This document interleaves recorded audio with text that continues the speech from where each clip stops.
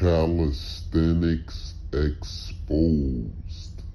I'm not gonna say to have a team, but do you think that it's mandatory or something that should happen where you have a number two or protege as someone great or maybe just a team leader? I believe there should be a team leader because you need direction. I believe that somebody should be the one that like tell you a pace or show you a routine that's gonna be like in your mind. That first glimpse is like, yo, I don't even think that's possible. Because if you're working around people who's already just starting out, what's those sets look like? 10, 10, 10. I'm comfortable. We all tired. We get up out of there. Now you got somebody that's talking about, I think 100 is regular. What is your mindset now? It opens up to bigger. You get what I'm saying? You start to think like, yo, if he's talking like that, I could possibly get like that because he's going to show me the way. Your number ranges start to change when you have somebody that's a little bit different from the mindset that you started out with. Right.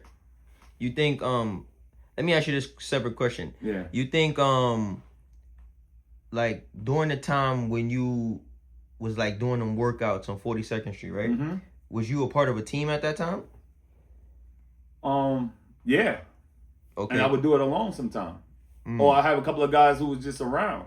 Was you? It wasn't part of sometimes. Hold on, which ones were you talking? 42nd Street. Like I mean the older joints when you had the short dreads when you was sold. Oh, nah, I was doing that with Matrix and them. We was doing that. All right. And I was trying to be stronger than everybody, even back then, and they knew it. I was trying to be in a competition, but it wasn't to be like I'm trying to be better than y'all. I just want to make sure I show up for my team. Anybody who's not comfortable with that, sit in the back. But I was always willing to be. I want to be the head front of this shit because I want to make sure that when they see me, they got to be like, damn, what the fuck are they else is doing? So I wanted to make sure that I'm at a space where if anybody ever pull up or wanted to compete, they know that they got to go through me first.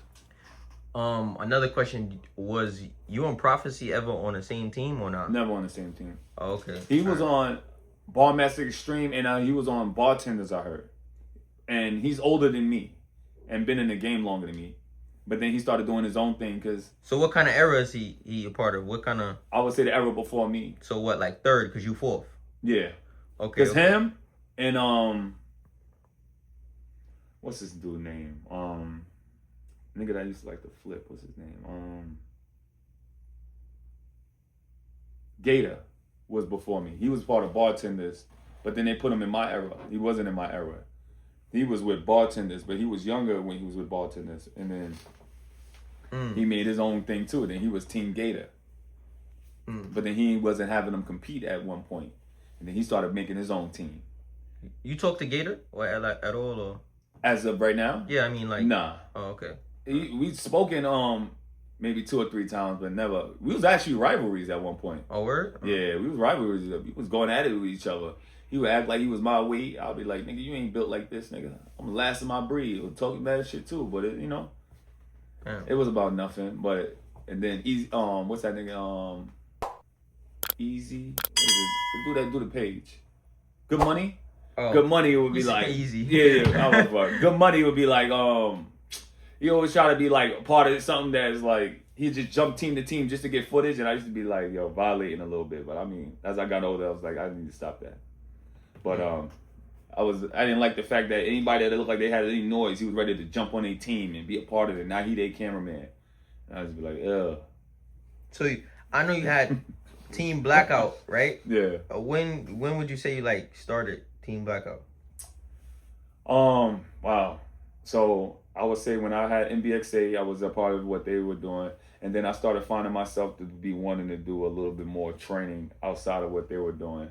And I thought it was time for me to make my own team because it's something to think that you're great, but it ain't nothing until you make your own. And one thing that Matrix always stuck with me, he said, you ain't great until you can make somebody else great. So I stick to that. And I wanted to see what it is to... He was like, yeah, it's cool to go make your team. I want you to try it because you're going to see the difference of you being the leader and seeing how that really works. So I created my own team. I had a couple of guys that was a part of it. And that was when I made Brotherhood. I made it so... you made Brotherhood? I'm a part of that. Oh. When it was making it, I was like, yo, we're going to make a team. It was me, Q, Mike, and a couple other guys. And I had them as I was like, yo, because y'all the oldest one here, y'all have a little bit more, like, discernment about certain things rather than, like, I would think because you older, you would have a little bit more like, yeah, y'all could settle this.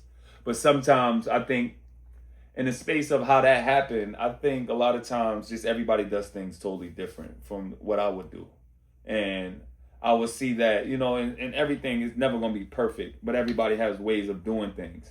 I like to handle things, especially when it comes with the team, a little different than most people. I'm a little bit more coherent to where people have distresses or inconveniences that everybody, we got to talk about it. Let's have a conversation. Let's have a meeting about it.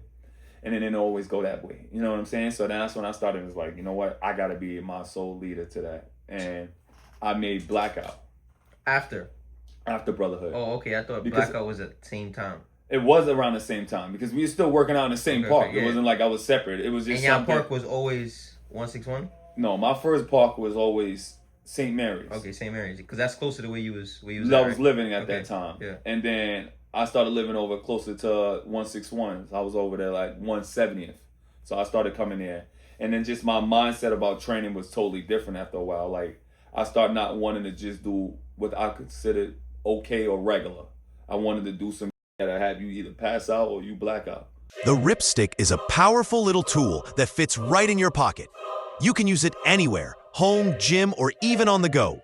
It's designed to target your smaller, stabilizing muscles that calisthenics and weightlifting usually miss. Great for shoulder rehab, injury prevention, and full upper body activation. It's super convenient, affordable, and also hits your abs hard. Whether you're a beginner or advanced, the Ripstick takes your training to the next level.